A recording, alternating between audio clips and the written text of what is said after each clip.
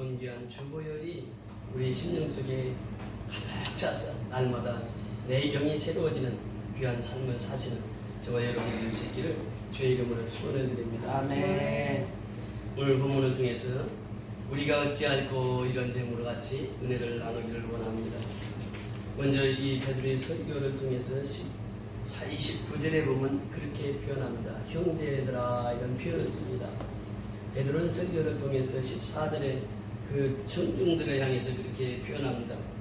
베드로가 11사도와 함께 서서 소리 높여 이르되 유대인들과 예루살렘에 사는 모든 사람들아, 유대인들과 예루살렘에 사는 모든 사람들아, 이 일을 너희로 알게 할 것이니 내 말에 귀를 기울이라, 이렇게 표현합니다.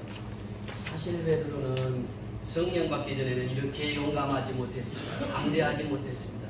그런데 오순절 성령 받고 나서 이후의 삶은 베드로는 완전히 새 사람이 되어서 담대하게 말씀을 인도합니다. 여기서 보면은 내 말에 귀를 기울이라, 이렇게 말씀하세요. 그렇게 복음을 전합니다.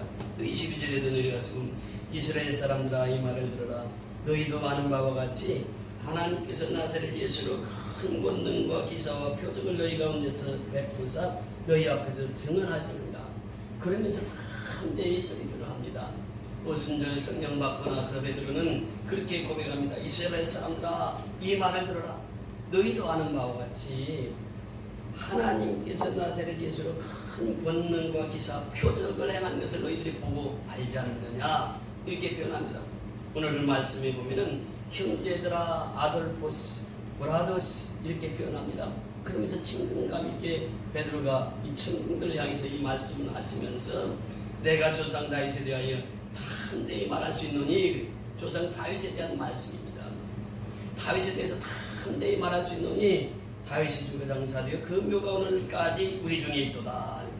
다윗이 이제 그 이스라엘 백성 유대인들에게는 다윗이라는 인물을 모르는 사람이 없을 정도로 유명한 분인데, 다윗이 죽어서 오늘날 묘가 우리 곁에 있도다, 이렇게 표현합니다.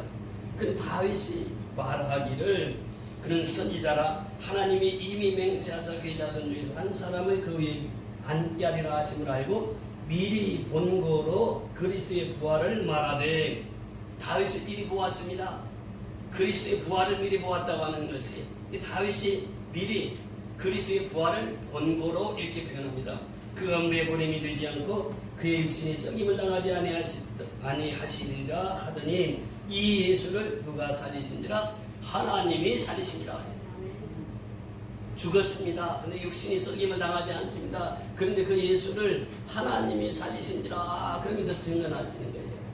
하나님이 살리신지라, 우리가 다 이 일의 증인이로다 하면서 큰 소리로 외쳐서 담대하게 이 복음을 외칩니다. 그러면서 33절에 보면 하나님이 오른손으로 예수를 높이심에 그가 약속하신 성령을 이렇게, 약속하신 성령을 아버지께서 받아서 너희가 보고 듣고 이것을 부어주셨느니라. 지금 나의 삶의 변화를 통해서 알 수 있지 않냐. 성령을 부어주셔서 내가 여러분 앞에 담대히 서서 이렇게 말씀을 증거하고 있다. 그러면서 34절에 보면 다윗이 하늘에 올라가지 못하였으나 친히 말하여 이르되 주께서 내 주에게 말씀하시고, 주께서 내 주에게 말씀하시고, 무슨 말씀입니까?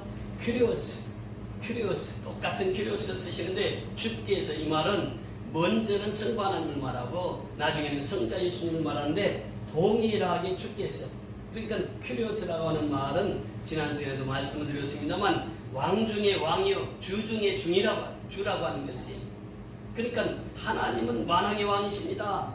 그리고 만왕의 왕 되신 예수님께서 이렇게 표현합니다. 그러니까 하나님도 예수님도 만왕의 왕이요 만주의 주라고 하는 것이, 그래서 담대히 선포합니다. 주께서 너에게 말씀하시길 내가 내 원수로 발등상이 되게 하기까지 너는 내 우편에 앉아있으라 하셨도다. 그런즉 이스라엘 온 집은 확실히 알지니.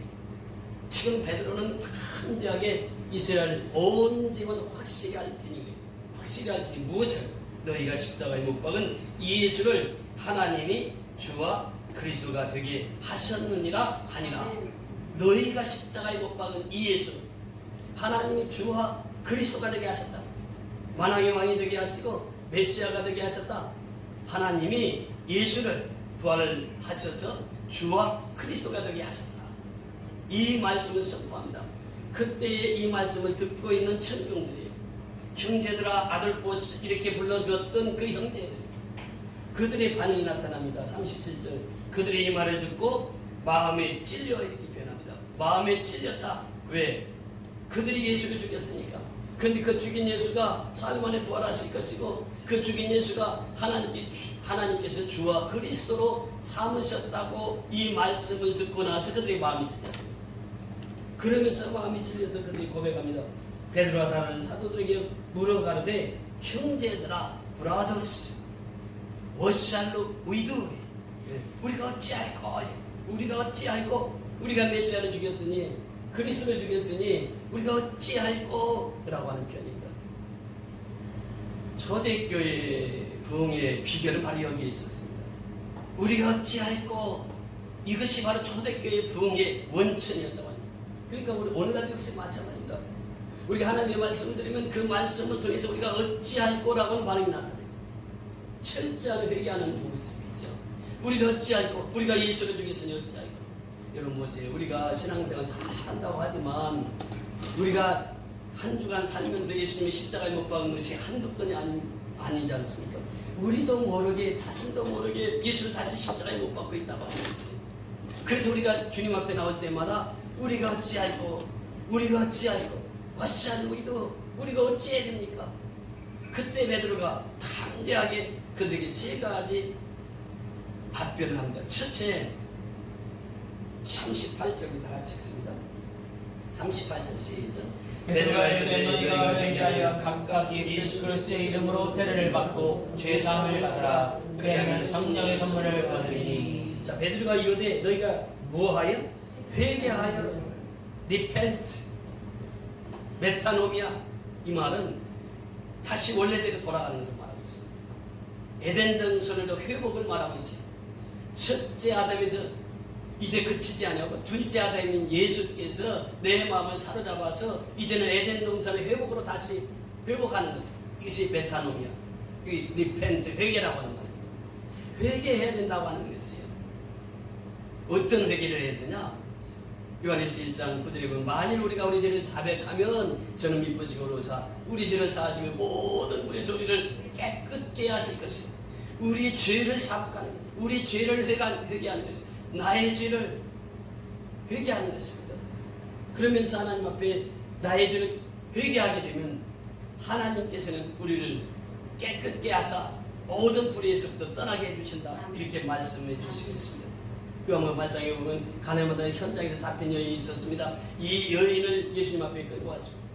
이 사람을 구약에 보면 돌로 쳐서 죽이라고 그랬는데 어떻게 하실 거예요? 예수님. 그때 예수님께서 하신 말씀이 있어요. 너희 중에 죄가 없는 자가 이 돌을 들어서 이 여인을 쳐라. 돌을 들고 다 죽이려고 왔던 사람들이 어떻게 합니까? 돌을 그 자리에다 다 내려놓고 그냥 가는 거예요. 죄 없는 사람이 누가 있습니까? 다 죄인이에요. 그때 예수님께서 하신 말씀이 있습니다. 예수님께서 말씀하시기를 예수께서 가라사대 나도 너를 정죄하지 아니하노니 가서 다시는 죄를 범치 말라. 그 여인과 예수님이 1대1 있을 때에 예수님께서 하신 말씀입니다. 가서 다시는 죄를 짓지 말라. 우리는 죄를 짓습니다. 근데 예수님께서 말씀하신 회개라고 하는 것이 뭐냐? 다시는 그 죄를 짓지 말라. 주님께서 명하신 거예요. 그래서 우리는 다시는 그 죄를 짓지 말아야 된다. 그러면서 또 이 죄라고 하는 것은 뭐냐? 죄는 멀리하고 대신에 선을 행하라 라고 하는 것입니다. 그거 보면 19장에 보면 1절부터 10절에 삭개오가 등장합니다. 삭개오가 이제 예수님을 모시게 되죠. 자기 집에 모셨을 때에 삭개오가 그런 고백을 합니다. 예수님, 제가 토색한 일이 있으면 4배나 갚겠나이다. 그리고 내 재산의 절반을 팔아서 가난한 사람들에게 나눠주겠습니다. 이것이 무엇입니까? 삭개오가 예수를 만나자마자 그는 이제 자기의 토색한 것, 불의한 것 있으면 다 내놓고 내 절반을 팔아서 가난한 사람들에게 다 나눠주겠습니다. 회개라고 하는 것은 적극적인 선을 말하고 있습니다. 내가 하나님 앞에 뉘우치기만 해서 되는 것이 아니라 하나님 앞에 자백해서만 되는 것이 아니라 선을 적극적으로 행하라고 하는 것이에요. 그래서 에베소서 4장 28절에 보면 도둑질하는 자들이 그래요. 도둑질하는 자는 도둑질을 하지 말지니 여기서 끝나는 것이 아니에요. 또 이제 가난한 자들을 위해서 선을 베풀라. 여기까지가 회개라고 하는 것입니다. 그래서 이 삭개오를 통한 회개를 우리에게 그렇게 말씀해 주고 있습니다. 그러면서 야고보 사도를 통해서 그렇게 말씀하신다. 손을 깨끗이 하는 것이다. 죄인들아 손을 깨끗이 하라. 두 마음을 품은 자들아 마음을 정결케 하라. 이렇게 말씀. 이것이 회개라고 하는 것입니다. 손을 깨끗이 하는 것. 두 마음을 품은 자들은 그 마음을 정결케 하는 것입니다. 마음을 깨끗게 하는 것이에요. 이것이 바로 진정한 회개다. 이렇게 말씀하시고 있습니다. 두 번째, 주님께서 베드로는 그들에게 말합니다. 회개하여 각각 예수 그리스도 이름으로 무엇을 받고 세례를 받고 이렇게 표현합니다. 세례를 받으라 이렇게 말씀하세요. 이것은 매우 중요한 말씀입니다. 예수님께서 말씀하십니다. 너희는 온천에 다니며 만민에게 복음을 전파하라. 믿고 세례를 받는 사람은 구원을 받을 것이요 믿지 않는 사람은 정죄를 받으리라 말씀하십니다. 그러니까 이 세례라고 하는 것은 무엇을 말씀하시고 있습니까? 예수 그리스도 이름으로 세례를 받고 무엇을 받으라? 죄 사함을 받으라 그래요. 죄 사함. 우리가 하늘나라에 들어가지 못하는 것은 죄 때문에. 로마서 3장 23절에 보면 모든 사람은 죄를 범하였으며 하나님의 영광이 이르지 못하더니, 로마서 6장 23절에 보면은 죄의 삭은 사망이란 말이에요. 사망. 그러니까 죄 사함을 받지 않고 누구든지 하늘나라에 갈 수가 없어요. 그런데 회개하고 세례를 받으면 죄 사함을 받는다고 하죠. 죄 사함을 받는다고 하는 것은 무엇입니까? 구원을 얻는다고 하는 것이에요. 구원 받지 못하면 누구든지 하늘나라에 들어갈 수가 없다. 죄 사함 받지 않고 누구든지 하늘나라에 들어갈 수가 없다. 세례를 통해서 죄 사함을 받는 것이다. 이렇게 말씀하십니다. 갈라디아서 3장 27절에 보면 세례라고 하는 것은 그리스도로 옷을 입는 것이라 이렇게 표현합니다. 그렇습니다. 세례는 누구로 옷을 입는 것이라고요? 그리스도로 옷을 입는 것이요. 이 세례 받은 사람은 그리스도로 옷을 입은 사람이 되는 것입니다. 그러면서 더 나가서 사도 바울은 그렇게 고백합니다. 로마서에 보면 로마서 6장 3절로 5절에 보면 그렇게 말씀하십니다. 무릇 그리스도 예수 아파에 세례를 받은 우리는 그의 죽으심과 아파에 세례를 받은 줄 알지 못하느냐? 그러므로 우리가 그의 죽으심과 아파에 세례를 받음으로 그와 함께 장사되었나니 이는 아버지의 영광으로 말미암아 그리스도를 죽은 자 가운데서 살리심과 같이 우리로 또한 새 생명 가운데서 행하게 하려 함이라. 만일 우리가 그의 죽으심과 같은 모양으로 연합한 자가 되었으면 또한 그의 부활과 같은 모양으로 연합한 자도 되리라. 아멘. 무릇 그리스도 예수 합하여 세례를 받은 우리는 그의 죽으심과 합하여 세례 받은 줄을 알지 못하느냐? 그 세례라고 하는 것은 뭐냐? 그리스도와 함께 죽는 것이다 이렇게 표현합니다. 또 4절에 보면 그러므로 우리가 그의 죽으심과 합하여 세례를 받음으로 그와 함께 무엇을 지냈나니? 장사 지냈다. 그리스도와 함께 장사 지낸 것이에요. 그러면서 더 나아가서 이는 아버지의 영광으로 말미암아 그리스도를 죽은 자 가운데서 살리신 것 같이 또한 우리로 또한 새 생명 가운데 행하게 하려 합니다. 부활의 생명으로 다시 나게 됩니다. 이렇게 표현합니다. 그러면서 5절이 참 중요한 말씀이죠. 만일 우리가 그의 죽으심과 같은 모양으로 연합한 자가 되었으면 또한 그의 부활과 같은 모양으로 연합한 자도 되리라 말씀하시겠습니다. 그리스도와 연합이라고 하는 것은 무엇입니까? 세례를 통해서만 연합이 된다고 하는 것이에요. 내가 예수와 함께 죽고 내가 예수와 함께 다시 산 사람은 연합된다. 그리스도와 함께 연합되어서 살아간다고 하는 것입니다. 연합이라고 하는 것은 얼마나 중요한 말씀인지 모릅니다. 그리스도와 함께 연합되지 않고는 내가 살 수가 없다고 하는 것이에요. 이게 난이 얼마나 아름답습니까? 근데 난에 이 보면은 눈에 보이진 않지만 이 속에 뭐가 있습니까? 뿌리가 있다고 하는 것이에요. 뿌리가 있기 때문에 이 난이 꽃을 피워서 아름다운 모습으로 우리에게 보여주고 있습니다. 근데 이 꽃이 이 몸에서 떨어지게 되면 그 순간 어떻게 됩니까? 죽습니다. 그러니까 예수와 연합이라고 하는 것은 바로 그것을 의미하고 있어요. 예수님께서 제자들과 함께 여행을 하시다가 즉석설교를 하죠. 포도나무 밭을 지나시다가 나는 포도나무요 너희는 가지니 저가 내 안에 내가 저 안에 있으면 과실을 많이 맺나니 나를 떠나서는 너희가 아무것도 할 수 없습니다. 그리스도와 연합한 자만 살게 된다고 하는 것이에요. 그리스도를 떠나서는 아무것도 할 수 없는 것이고 그리스도를 떠나서는 죽음이라고 하는 것입니다. 연합이라고 하는 것은 바로 그런 의미죠. 내가 예수 안에 연합되어 있으면 내가 살아있는 것이에요. 여러분 보세요. 어머니가 이제 임신했을 때, 나를 임신했을 때 내가 어머니 뱃속에서 내가 한 것이 무엇이 있습니까? 아무것도 없어요. 어머니가 다 이제 먹을 것을 먹여주시고 그래서 10달 동안 가만히 있다가 이 세상에 나온 것이 이것이 바로 우리의 생명입니다. 그러니까 우리가 예수 안에 연합되어 있으면 내 믿음이 자라고 예수 안에 연합되어 있으면 때가 되면 세상에 나온다고 하는 것이, 마치 어머니 뱃속에 있던 아이가 아무것도 하지 않았는데 단지 어머니 뱃속에 있었을 뿐인데 그가 자라서 10달 되니까 세상에 나오게 되었던 것과 같이 우리가 예수님과 연합되어 있으면 내 믿음이 성장돼요. 예수님과 연합되어 있으면 내가 예수님을 닮아가는 거예요. 예수님과 연합되어 있으면 하나님 뜻대로 사는 것이에요. 그래서 우리는 그 연합이 중요한데, 그 연합은 어떻게? 사도 바울이 고백하고 있는 것처럼 나는 날마다 죽노라고 하는 선언, 내가 죽지 않고는 그리스도와 연합이 될 수가 없다고 하는 것이, 우리가 신앙생활은 바로 내가 죽는 것이고, 예배는 무엇입니까? 하나님 앞에서 내가 죽고 예수로 다시 사는 것이 예배라고 하는 것이에요. 그러니까 세례는 내가 날마다 죽노라고 하는 선언을 했던 바울이 고백한 것처럼 내가 죽지 않고는 하나님과 연합될 수 없다고 하는 것입니다. 하나님과 연합만 되어 있다고 하면 나는 그 자리에서 있어도, 하나님 안에서만 있으면, 그리스도 안에서만 있으면 내 믿음이 성장하고 자라게 되는 줄 믿습니다. 그래서 그리스도와 연합하는 삶을 살라고 이렇게 말씀하시고 있는 것이고, 그리스도와 연합하면 새 사람을 살아가게 되는 것이죠. 그래서 오늘 이 말씀을 통해서 세례를 받으라, 세 번째는 또 그렇게 말씀하십니다.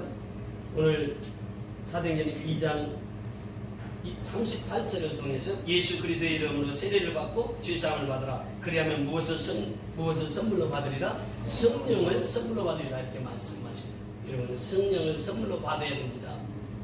죄사함을 받고 성령을 선물로 받는 것이, 이것이 바로 초대교회의 모습이었습니다.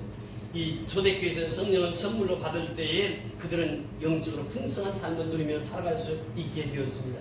그 영광의 풍성을 따라 그의 성령으로 말미암아 너희 속사람을 능력으로 강건하게 하옵시며, 에베소서 3장 16절을 통해서 말씀하십니다. 성령이 충만한 사람이 속사람이 강건한 것이에요. 더 나아가서 소망의 하나님이 모든 기쁨과 평강을 믿음 안에서 너희에게 충만하게 하사 성령의 능력으로 소망이 넘치게 하시기를 원하노라. 성령이 충만하면 무엇을 넘치게 하신다고요? 소망이 넘치게 하는 거예요. 성령이 충만함을 받으라 말씀하십니다. 그래서 예배소서에 보면 그렇게 말씀하시는, 성령이 술 취하지 말라, 에베소서 5장 18절에 보면 술 취하지 말라, 이는 방탕한 것이 오직 성령의 충만함을 받으라. 베드로가 이 성령의 충만함을 받았을 때에 그 삶이 완전히 변화되었던 것입니다. 오늘날도 역시 마찬가지입니다. 성령의 충만함을 받아야 된다고 하는 것이에요. 우리에게 성령의 충만함을 받은 사람들은 어떻게 합니까? 예수를 증거해요. 그러니까 우리가 베드로의 일생을 보면서 오순절 이전의 베드로, 오순절 이후의 베드로를 볼 수가 있습니다.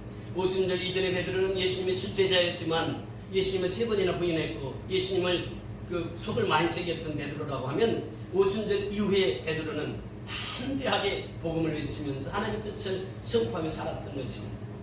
또 바울은 겟세마네도 바울은 다메섹을 통해서 그의 인생이 완전히 변화가 됩니다. 다메섹 이전의 사울, 다메섹 이전의 바울, 다메섹 이후의 바울은 완전히 다른 새 사람으로 살아갑니다.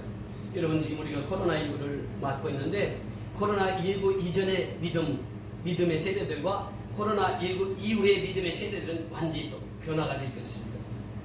이 예수 안에서는 변화예요. 성령 안에서는 변화입니다. 성령이 충만하면 사람이 변화를 받게 됩니다.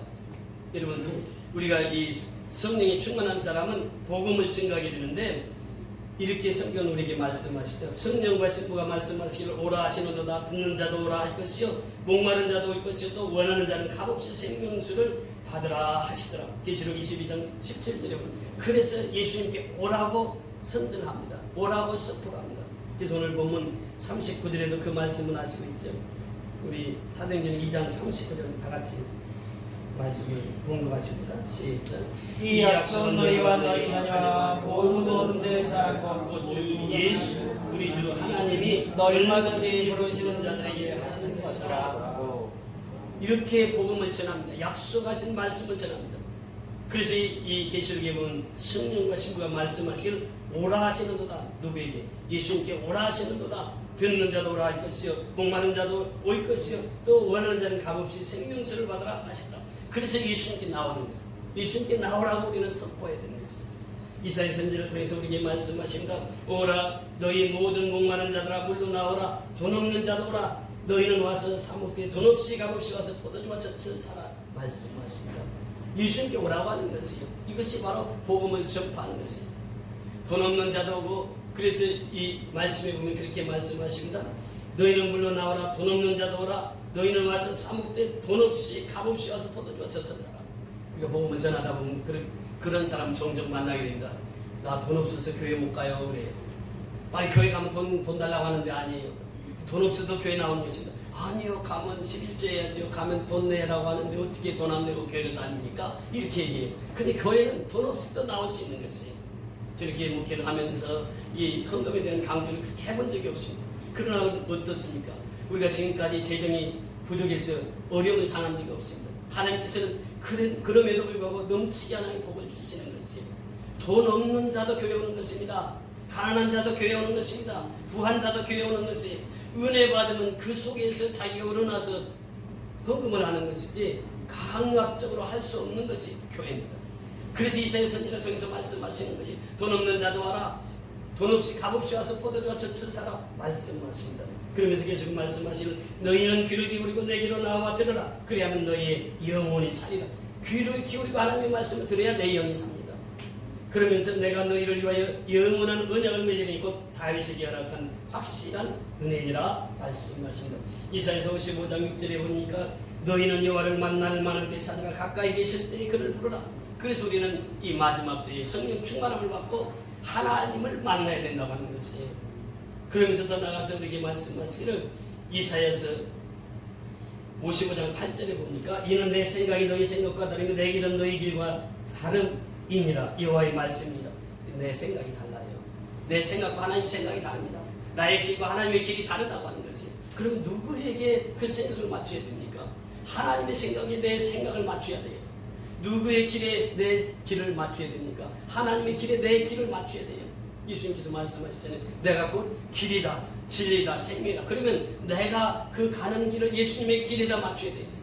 내 생각을 예수님의 생각에다 맞춰야 돼요. 내 뜻을 하나님의 뜻에 맞춰야 된다고 하는 거죠. 이것이 바로 복음 전하는 자들의 삶이에요. 그래서 예수님께서는 이 마지막 때에 우리에게 명하신 것이 있는데 그것은 뭐냐? 복음을 땅끝까지 전파라고 하는 것입니다. 복음을 전하는 자에게 주님께서 함께 하셔서 복음을 받는 사람들마다 성령 충만한 사람마다 그 삶이 변화되는 것입니다. 이런 우리가 역사를 통해서도 알 수가 있습니다. 기독교라고 하는 것은 변화의 종교입니다. 예수를 믿으면 반드시 변화되게 되어 있습니다. 1950년도에 스웨덴이나 노르웨이는 300년 동안 바이킹족으로 살았습니다. 배들이 지나가면 가서 빼앗아서 물건 뺏어서 그렇게 보이고 살던 사람들이 그런데 그들 속에 복음이 들어갑니다. 복음이 들어가니까 그들이 완전히 변화돼서 그 나라가 기독교 국가가 됩니다.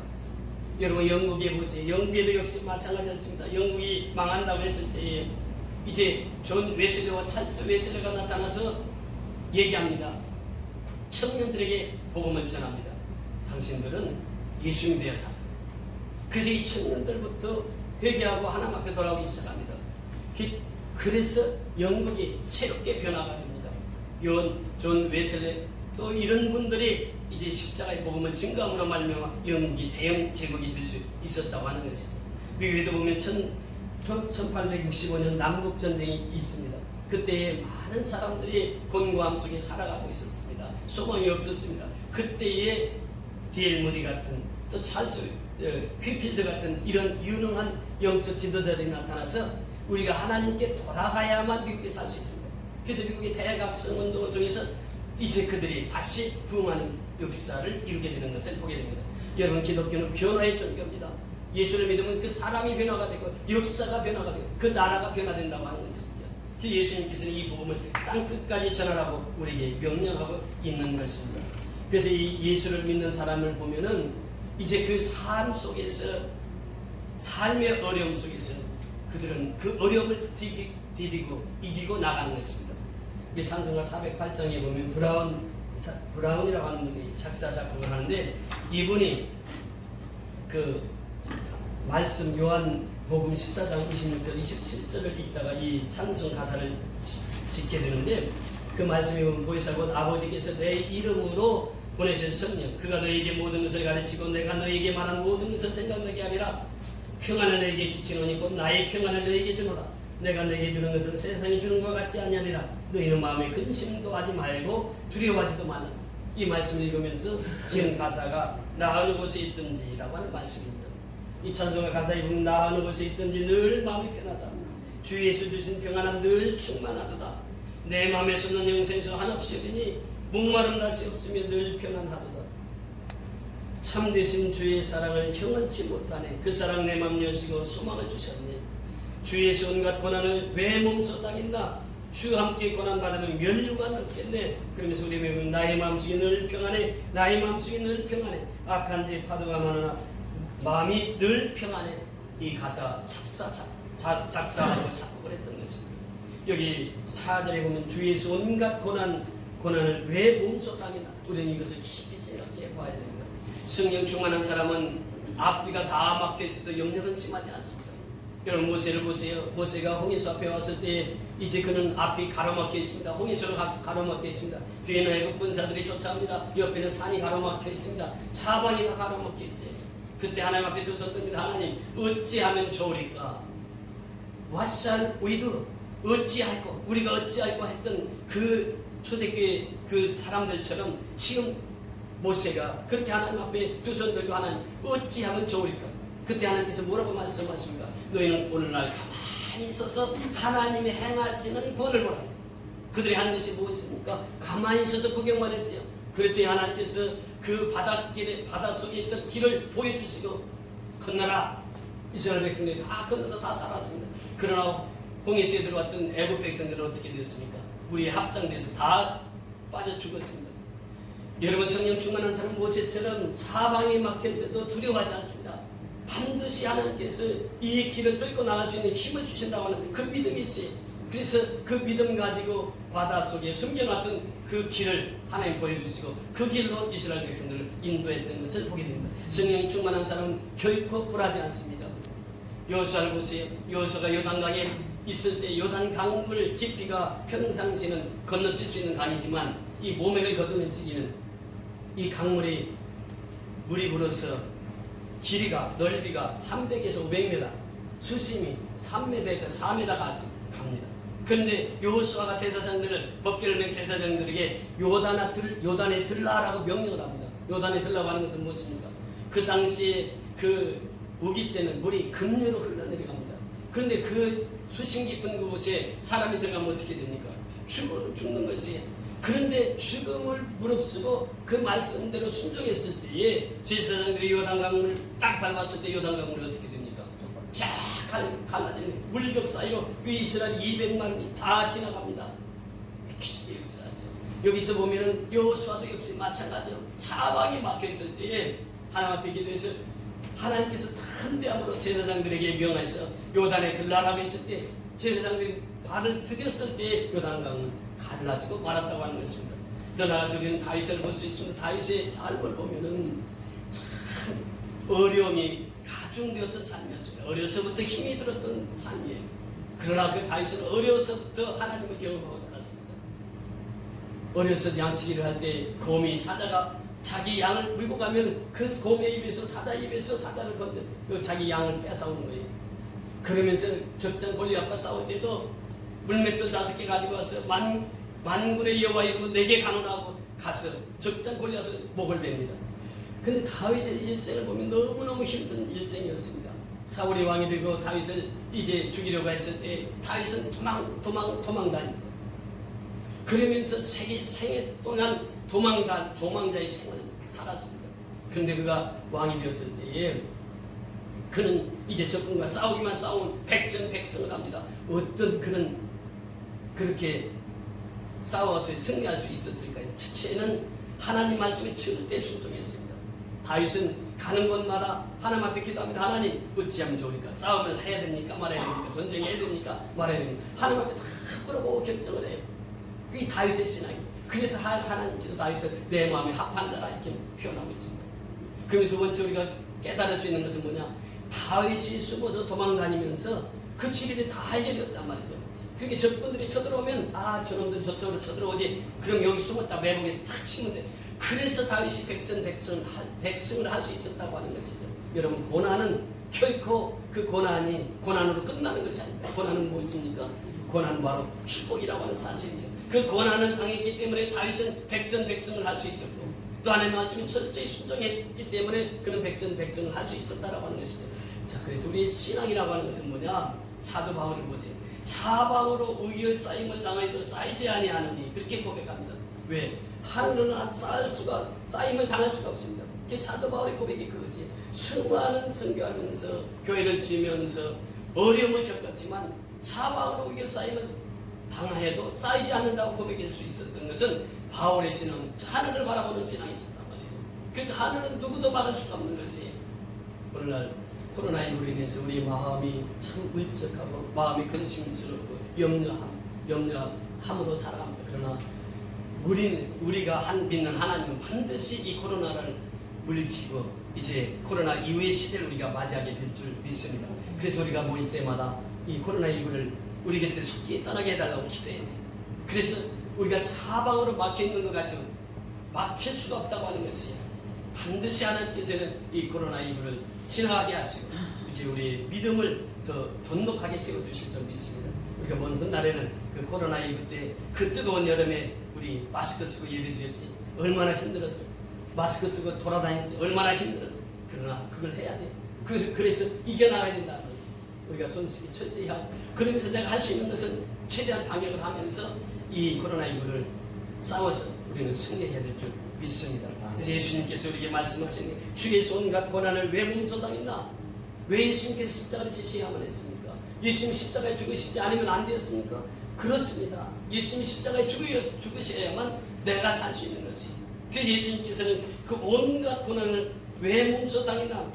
그래서 우리는 주와 함께 고난 받으면 면류관을 받는 것입니다. 이 고난은 축복이라고 하는 것이 우리가 미얀마 선교를 하면서 우리에게 하나님이 보여주시는 사건들이 있지 않습니까? 우리가 코로나19를 통해서 너무너무 힘든 그런 과정들을 보내왔지만 하나님께서 이번 미얀마 선교를 통해서 우리에게 하나님의 살아계심을 보여주고 있지 않습니까? 이번에 이제 장로님 이제 재정복을 하시겠습니다만 정말 하나님께서 평소보다 더 많이 선교 후원자들을 우리에게 보내주셨고 또 이번에는 중국에서 또 미국에서 또 대한민국에서 이렇게 선교 후원자들을 붙여주셔서 그 일을 감당케 하시는 것입니다. 여러분 그래서 선교는 누가 하는 것이라고요? 하나님이 하시는 것이에요. 그래서 예수님께서 이 마지막 때에 우리에게 부탁하신 것이 뭐냐? 온 천하에 다니며 만민에게 복음을 전파라.